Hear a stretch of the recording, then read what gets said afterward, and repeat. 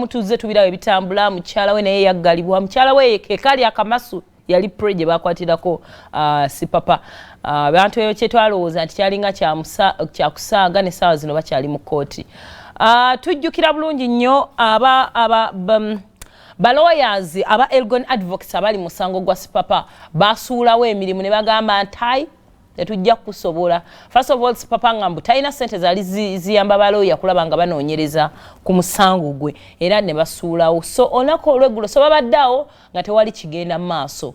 Onako olweggulo twategeddeko Sipapa yafunye bannamateeka abapya Bawameri and co-advocates era nga bano bagenda tandikira ku nsonga nti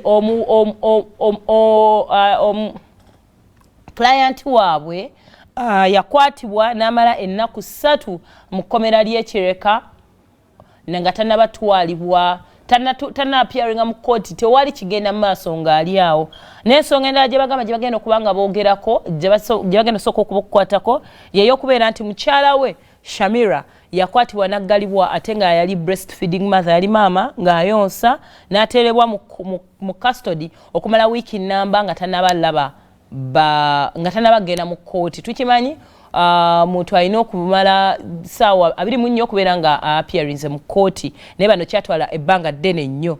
Kale byonna gye binaggwere bya Sipapa tubatuwe baloya tubawulire baafunye bano ssente oba bano mugagga anaamala fuluma.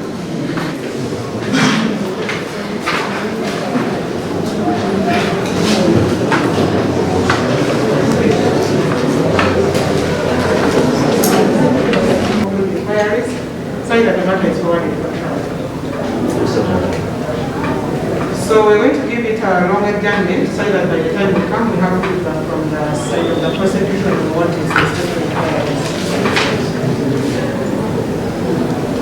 We're giving it 10 November. Amanya Geoffrey tuliamusima okuva kwa Mail and Company Advocates. Olunaku lwayo tuze mu kooti wano e Makindi okulaba nga turepresentinga client waffe wewa client baffe ababiri Sipapa ne mukyala we. Twafuna instructions last week era olunaku lwayo ne tujja mu kooti.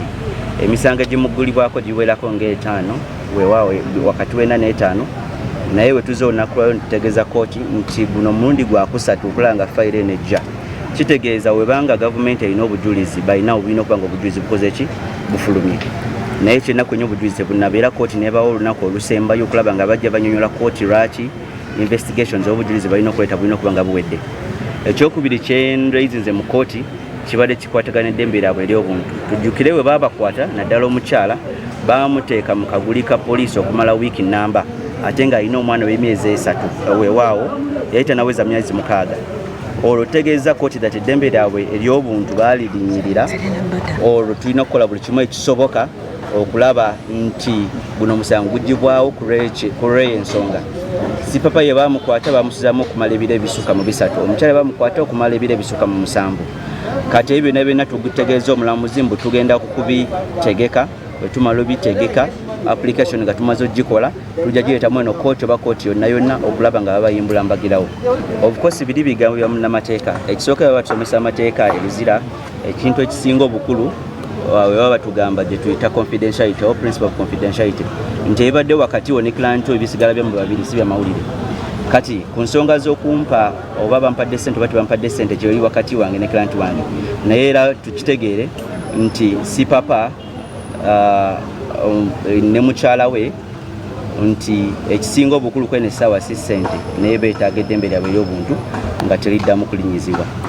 Singa omwana bamutwala singa abadde naye leero naye tebalina tugenda kifolowingako ku lw'ensonga w'osibirayo omukyala n'omwana pase olinga kikoze oba eddembe ly'omukyala obanga olirinyiridde kitegeeza n'ery'omwana oba olirinyiridde kozi maama taagala kwogerera baganda bange bagusookamu ku lw'ensonga sibamanyi nnyo naye ekintu kimu kyenja okukakasa nti nze okulaba nga tugenda mu maaso wakati ne clients bange bombi. Sipapa tumumanyi si mwavu era ebyagambibwa byonna bitekukubanga si bituufu naye ekisinga obukulu okulaba nga Sipapa omusango guggwa bulungi weewaawo oba waliwo amazima bagaito oba tewali mazima tweyongere mu maaso. Singa otunula omusango gwo mulimu abantu bamirundi nga 5 oba 6 bagamba that Sipapa be yabba naye bonna tebalabeka nko ku kooti. Ekyokubiri nti n'obujulizi tebuliiwo singa obujulizi we buli okuba bamukwata paka kati tuli mwezi mulamba n'okusoba singa obujulizi babuleta dda neera tebuliiwo naye kati ffe tuli bagumu nti Sipapa okusinziira ku mateeka ne mukyala we tebalina musango. Bakomezebwawo ddi mu kooti? Bakomawo nga 10 mu Novemba. Kale ze ensonga za Sipapa ne mukyala we Kasawa Fujima lawyers abapya tulabe gye ginagwera emisango gyabwe bwe tweyongerayo gye tuzaako eyo gye wadde ongambye taata. Kale kakati waliwo ekifaananyi sima wali ennimiro gye balimya bino ebyana lwasa gyabijja.